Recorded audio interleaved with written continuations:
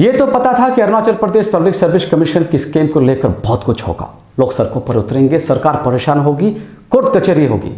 लेकिन ये कभी नहीं सोचा था कि किसी की जान भी इस कदर चली जाएगी। ना गोली चली, ना कोई आवाज, फिर भी किसी की जान यूं ही चली गई। नमस्कार, आज हम Arunachal Pradesh public service commission की स्कीम के चलते इसके assistant controller of exam late Tumikanka की रहस्यमय मृत्यु की बात करेंगे। इस वीडियो को बनाने का मकसद दोस्तों मेरा इस विषय में लोगों के लिए स्पष्टता लानी है, क्लैरिटी लानी है। मेरा इस मामले को आग देने का कोई इरादा नहीं है। इस कहानी को जानने वाले हम सभी इस घटना से बहुत दुखी हैं। एक इंसान की जान किसी की भी नौकरी से सस्ती तो नहीं हो सकती। अगर आप इस मामले को नहीं जानते तो आपको बता दें, जिस शख्स की आज हम बात कर रहे हैं उनकी मृत्यु Arunachal Pradesh public service commission पर घोटाले के आरोप के चलते एक रहस्यमय स्थिति में हुई है। अभी तक के जो पुलिस तफ्तीश है उसमें इसे एक आत्महत्या बताया जा रहा है, लेकिन उनके परिजन और आम लोग इसे हत्या मानते हैं। मैं यहाँ जो भी कहूँगा वो किसी भी तरह से किसी की भी पक्ष लिए बगैर अपने विवेक से कहूँगा। हो सकता है कुछ बातों से आप सहमत ना हो, आप अपना विचार कमेंट में ज़रूर लिख सकते हैं, राय दीजिएगा वहाँ पर। 23 फरवरी 2023 एक पिता एक शाम अपनी बेटी का जन्मदिन मना रहा होता है। घर में लोग होते हैं, दोस्त परिजन, अपने सभी। बर्थडे केक कटने से पहले ही वे अपनी 10-12 साल की बेटी से जल्दी वापस आने का वादा कर घर से निकल जाते हैं। उनके जाने के बाद बेटी अपने पापा के लिए उनके हिस्से का केक संभाल कर रखती है। उसके बाद उनका इंतज़ार होता है। जब काफ़ी समय होने के बाद भी वे नहीं लौटते तो घर वाले घबरा जाते हैं। उनका फ़ोन लगना बंद हो जाता है। पता चलता है कि किसी इन्वेस्टिगेटिंग एजेंसी ने उन्हें बुलाया था। घर वाले वहाँ जाते हैं, लेकिन वहाँ जाकर पता चलता है कि वे तो वहाँ आए ही नहीं। परिजन पुलिस को खबर करते हैं और ख़ुद भी तलाश में जुट जाते हैं। And on the following day एक सुनसान इलाके में उनकी लाश कुछ झुके बांस के टहनियों से लटकी पाई जाती है। पुलिस फौरन तफ्तीश में जुट जाती है। परिजन हालातों के मद्देनज़र इसे कत्ल मानते हैं, लेकिन पोस्टमार्टम रिपोर्ट और बाकी पुलिस इन्वेस्टिगेशन इसे सुसाइड करार देती है। ये इस केस से जुड़ा एक अंश है। इस केस के चलते बहुत सारी ऐसी बातें हैं जो हमारी समझ को और तकलीफ देने पर हमें मजबूर करती है। यहाँ सिर्फ एक इंसान की मौत नहीं हुई है, यहाँ कई सवालों का जन्म भी हुआ है। यह हादसा जहां लेट तुमिकांका की जान गई है, उस हादसे ने एक परिवार, एक समाज और पूरे राज्य को शक, असमंजस और भय के उस समुद्र में धकेला है जहां भवंदर में अभी भी उम्मीद की लहरें घायल हैं। कुछ की हिम्मत टूटी, कुछ ने आस खोए, लेकिन कुछ ने इसे एक लड़ाई बना ली। एक तरफ समाज जुड़े तो दूसरी तरफ दूसरे के खिलाफ खड़े होते भी हमने देखा। मैं नहीं जानता इसका अंजाम कल को क्या होने वाला है, पर अभी मन में ऐसी कई बातें हैं जो आपके साथ में बांटना चाहता हूं। जिंदगी के इस कुरुक्षेत्र में हम सबको अपने हिस्से की लड़ाई लड़नी पड़ती है, इससे कोई नहीं बचा है। पर इसमें कुछ महत्वपूर्ण बातें हैं जिस पे हमें ध्यान देना चाहिए। यह बहुत ज़रूरी हो जाता है कि हम ये समझें कि किसी भी लड़ाई को किस तरह लड़ी जाती है। ऐसा नहीं है कि हम अपने हिस्से की जिंदगी जी लेंगे और ये दुनिया थम जाएगी, रुक जाएगी। हम अपने पीछे अपने समाज छोड़ के जाते हैं, अपनी पीढ़ियाँ छोड़ के जाते हैं, अपने नस्ल छोड़ के जाते हैं। आने वाले समय में आने वाले नस्ल हमसे सीखते हैं। कोई हमसे अच्छी बातें सीख लेता है तो कोई बुरी। हम उनके लिए उदाहरण बन जाते हैं और बहुत ऐसी संभावना है कि हमारा आज का क्या कल को उनके लिए एक सीख बन जाए। हम जानते हैं हर समाज में खूबी और खामियां दोनों होती हैं और यह हमारा कर्तव्य है कि हम अपनी खामियों को दूर करें। हालांकि लेट तुमिकांका से मेरा कोई खास रिश्ता तो नहीं था, फिर भी एज ए पर्सन मैं उन्हें जानता था। बहुत ही सॉफ्ट स्पोकन और सज्जन इंसान थे। उनकी मृत्यु का गम आप ही की तरह मुझे भी बहुत है। जब उनके जस्टिस के लिए, उन्हें इंसाफ दिलाने के लिए लोगों ने कैंडल मार्च किया था, मैंने खुद भी वहाँ पार्टिसिपेट किया था, नारे लगाए थे और तहे दिल से चाहता हूँ कि उन्हें इंसाफ मिले और मैं आशावाद हूँ कि उन्हें इंसाफ ज़रूर मिलेगा और कानून के तहत ही मिलेगा। लेट गंगा के लिए लड़े जाने वाली लड़ाई में इस दौरान जो कुछ भी हुआ, उनमें से एक घटना जो मुझे शुरू में बहुत खटकी थी वो मंजर जब एक बेजुबान को लोगों ने अपने क्रोध का शिकार बनाया। कई लोगों की तरह मुझे भी लगा कि भीड़ ने अपने आक्रोश में एक मासूम जानवर को बड़ी बेरहमी से मार डाला, अपने गुस्से का शिकार बनाया। उस बेचारे की क्या गलती थी? उसकी जान क्यों ली गई? इससे क्या इंसाफ मिलता, जस्टिस मिलता? आज हम 21वीं सेंचुरी में एक सभ्य समाज में रहते हैं।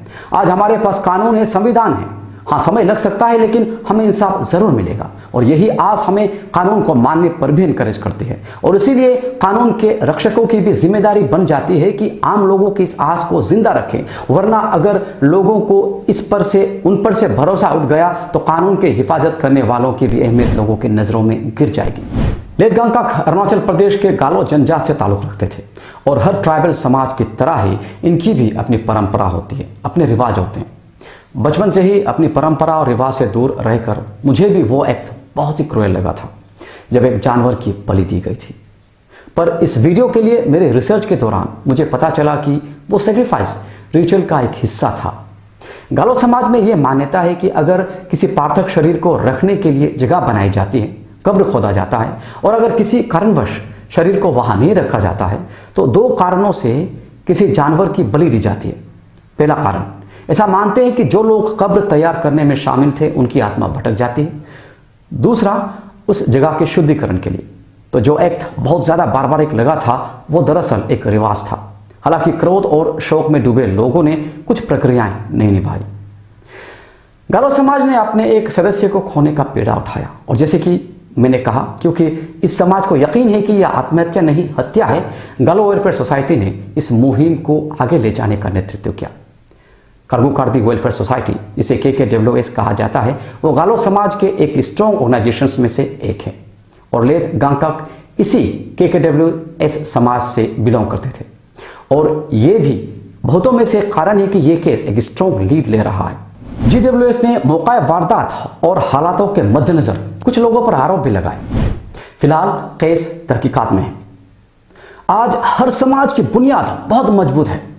हम सब जागरूक हैं, हम सब सक्षम हैं। हमें लेकिन एक बात सदा याद रखनी होगी कि हर अच्छी चीज की एक बुरा पहलू भी होता है। जहां समाज अपने लोगों का साथ दे रहे हैं, वहां कई बार ऐसा भी हो सकता है कि एक गलत इंसान को उनके गलतियों के बावजूद भी समाज का साथ मिल जाए। वो कहते हैं ना, गुनहगारों का ना कोई धर्म होता है ना कोई जात, वो सिर्फ गुनहगार होते हैं। और ऐसे गुनहगार समाज के लिए हमेशा खतरा बना रहेगा।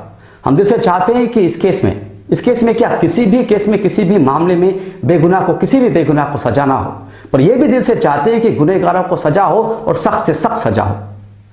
अगर हमारे समाज में कोई बीमार हो या कभी किसी चीज की सहायता की उन्हें जरूरत पड़े तो हमें हमेशा आगे आना चाहिए, पर हमें एहतियात बरतना होगा कि कोई अनस्क्रपलस इंडिविजुअल इसका एडवांटेज भी ले सकता है। और बाकी जो सोशल मीडिया में घर बैठे बैठे धमकियां देते हैं, बिना कुछ सोचे, बिना कुछ जाने, बिना कुछ समझे, उन्हें मेरी सलाह रहेगी कि अपने पर काबू रखें।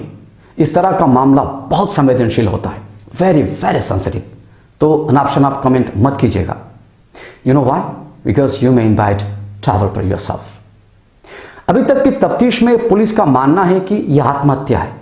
जो पोस्टमार्टम रिपोर्ट है, हालांकि अभी तक वो डॉक्यूमेंट अभी पब्लिक नहीं हुई है, उसके मुताबिक लेटगांगकक की मृत्यु एस्फैक्सिया से हुई है, माने दम घुटने से हुई है। पर अभी भी ऐसे कई सवाल हैं जो लोगों के मन में हैं और जिनका जवाब आना बाकी है। जैसे उन्होंने अगर आत्महत्या की हो तो अपनी बेटी के जन्मदिन को ही क्यों चुना? उनका जो व्हाट्सएप पर आखिरी मैसेज था उसमें जान देने वाली कोई बात मेंशन ही नहीं थी। जिस जगह घटना हुई वहां परिजनों के मुताबिक सुसाइड बाय हैंगिंग पॉसिबल ही नहीं था। इसके अलावा हाथ के नस कटने के बाद भी वहां खून का नहीं पाया जाना, मतलब नस के कटने के बाद वहां ब्लड के पुल होने चाहिए थे, पर वहां ऐसा नहीं था। इस तरह के कई सवाल हैं जो इस डेथ को मिस्टीरियस बना देते हैं और हम जैसे और आप जैसे आम लोग जानना चाहते हैं। लोग ये भी कहते हैं कि लेटगांगकक अगर करप्ट थे तो बाकी इन्वॉल्व लोगों की तरह उनके भी प्रॉपर्टी होने चाहिए थे, पर उनका एक हम्बल लाइफ और फैमिली ये दर्शाता है कि शायद वे करप्ट नहीं थे। आज भी लोगों का कानून पर से भरोसा नहीं उठा है। हमें यकीन है कि इन्वेस्टिगेशन सही अंजाम तक जरूर पहुंचेगा। आज भी किसी पर कोई जुल्म होता है, कोई ज्यादती होती है तो लोग कानून और कोर्ट को आखिरी सहारा मानते हैं। कुछ गलत हो तो ये जानते हुए भी कि पुलिस रिश्वत लेने के लिए बदनाम है, FIR दर्ज करवाते हैं, क्योंकि उनमें आस है, एक होप है, और यही होप कानून का डर और उसकी इज्जत को लोगों के अंदर जिंदा रखता है। इसीलिए कानून के रक्षकों की भी ये जिम्मेदारी बन जाती है कि वे भी लोगों की इस आस को जिंदा रखें। ये एक सत्य है कि आज सच्चाई बहुत कम लोगों के अंदर रह गई है, पर यह भी एक बहुत बड़ा सच है कि सच्चाई अभी मरी नहीं है। ऐसे लोग भी हैं जो सिर्फ आदर्श और सच के लिए जीते हैं। ग्यामर पादांग उनमें से एक था। उनका इस दुनिया से चले जाना भी हम सबको बहुत दर्द दे गया है। उन्होंने अपने इतने शॉर्ट लाइफ में इतना कुछ कर दिया कि वे हमेशा के लिए लोगों के दिलों में अमर हो गए हैं। कल को लोग हम जैसों को भूल जाएंगे कुछ समय बाद, लेकिन पादांग जैसे लोगों को हमेशा याद रखेंगे। करप्शन की जब जब इसके खिलाफ आवाज उठेगी तब तब लोग उनको याद करेंगे, उनका नाम लेंगे। इस लड़के ने सचमुच लंबी ना सही लेकिन बहुत बड़ी जिंदगी जी है, और इसीलिए मुझे ऐसा लगता है कि पादांग इसी मकसद के साथ इस दुनिया में हमारे बीच आए थे और अपना काम पूरा कर वे चले भी गए। हम उनकी आत्मा की शांति के लिए दुआ करते हैं। जो आज अमीर है, पावरफुल है, वो हमेशा ऐसे रहेंगे इसकी कोई गारंटी नहीं है। कब किसका बुरा वक्त आ जाए, कब काया पलट जाए, ये कोई नहीं कह सकता। हमने बड़े बड़े मंत्रियों को भी अपने पावर खो देने के बाद एक आम इंसान की जिंदगी गुजारते देखा है, लाइन में कतार में लगते देखा है। जिन पार्टियों में फंक्शंस में अपने समय में चीफ गेस्ट बनकर जाते थे, अपने दौर गुजरने के बाद उन्हीं महफिलों में किसी कोने में उन्हें प्लास्टिक चेयर में बैठते देखा है। इसीलिए एक अच्छे समाज को कल के लिए तैयार रखना हमारे लिए सही रहेगा।